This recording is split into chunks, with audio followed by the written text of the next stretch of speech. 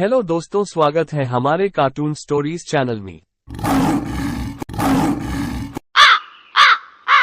ठंड का कहर।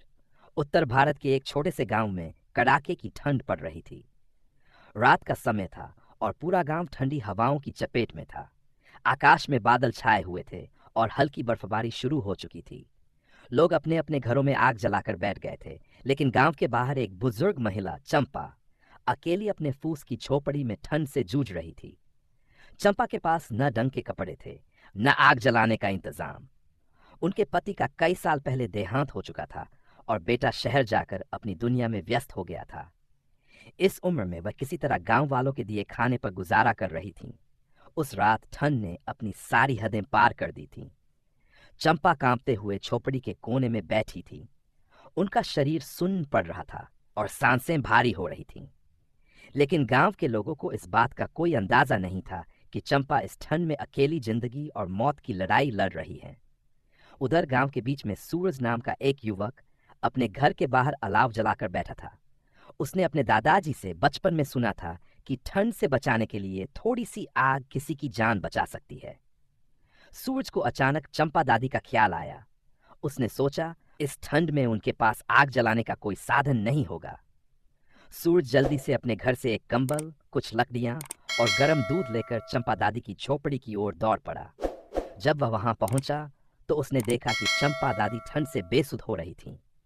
सूरज ने तुरंत आग जलाकर दादी को कंबल ओढ़ाया और गर्म दूध पिलाया।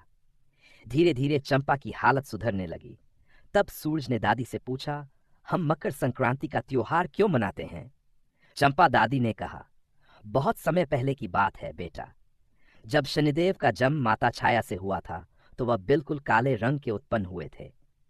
तब भगवान सूर्य ने उन्हें देखकर कहा था कि वह मेरा पुत्र नहीं है और उन्हें वो उनकी माता छाया को अलग कर दिया था।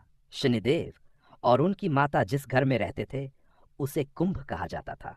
जब छाया ने अपने पुत्र के बारे में ऐसे अपशब्द सुने तो उन्हें सूर्यदेव पर बहुत क्रोध आया और उन्होंने सूर्यदेव को कुष्ठ रोग होने का शाप दे दिया। इसके बाद सूर्यदेव ने भी क्रोधित होकर शनिदेव और उनकी माता छाया के घर को जला डाला। बाद में सूर्यदेव को कुष्ठ रोग की समस्या उनके पुत्र यम ने सही की। यम ने अपने पिता से कहा कि वह माता छाया से उचित व्यवहार करें। यह सुनकर सूर्यदेव शनिदेव से मिलने उनके घर गए, लेकिन जब वह वहां पहुंचे अपने पिता का स्वागत किया। सूर्यदेव उनके सत्कार से अति प्रसन्न हुए और शनिदेव को मकर नाम का घर दिया। इस कारण शनिदेव को मकर और कुंभ राशियों का स्वामी कहा जाता है।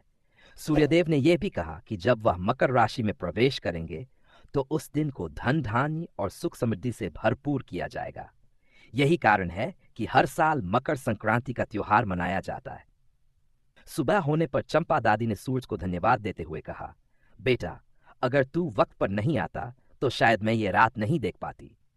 सूरज ने मुस्कुराते हुए कहा, दादी, आप अकेली नहीं हैं, हम सब आपके परिवार जैसे हैं। उस दिन के बाद गांव के लोगों ने चंपा दादी की देखभाल करने का बीड़ा उठाया। सूरज के इस नेक काम ने सबको सिखाया कि ठंड से ज्यादा खतरनाक अकेलापन और बेरुखी हो सकती है। शिक्षा। मुसीबत में दूसरों की मदद करना हमारा फर्ज है। एक छोटा सा प्रयास किसी की जिंदगी बचा सकता है और दुनिया को बेहतर बना सकता है। आपको ये वीडियो अच्छा लगा तो प्लीज लाइक और कमेंट करें और ऐसा वीडियो पाने के लिए सब्सक्राइब बटन पर क्लिक करके बेल आइकॉन को प्रेस करें।